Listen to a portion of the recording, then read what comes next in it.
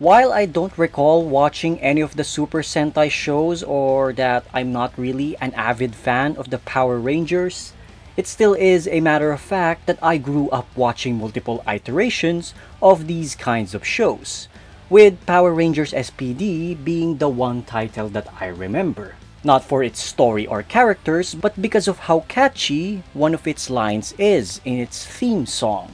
I don't have a good singing voice, but it goes like, Power Rangers SPD, Power Rangers to the rescue.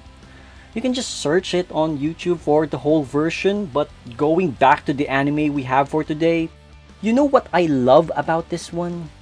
Most anime these days, they're already demonstrating a certain degree of self-awareness towards their respective story gimmicks, which adds a layer of authenticity to them. And the Red Ranger becomes an adventurer in another world is one of them. But in the case of this anime, the fact that every scene involving Kizuna Red's non-negotiable habits is always met with skepticism as to why he needs to do what he does at all, the story inevitably ends up with a natural inclusion of comedy to it, in the form of skepticism towards the absurd. I actually asked one of my acquaintances to watch this one with me, and he was laughing non-stop while also calling the show cringe. I kept asking him, why is the show cringe when you're clearly enjoying it?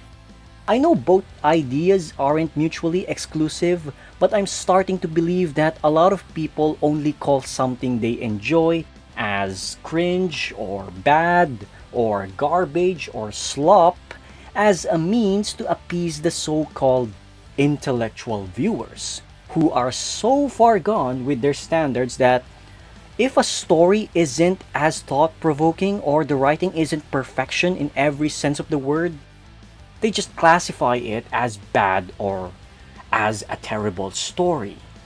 Guys, you don't have to let these kinds of people take control of your life in a way that you would talk down to the things that you enjoy.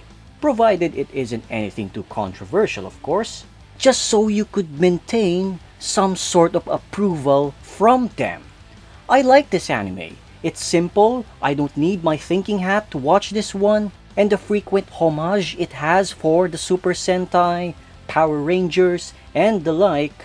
We basically have a story that lets us experience the classic tropes of tokusatsu while situating them in an isekai, which still is the meta for airing anime these days. So yeah, that's about it for me.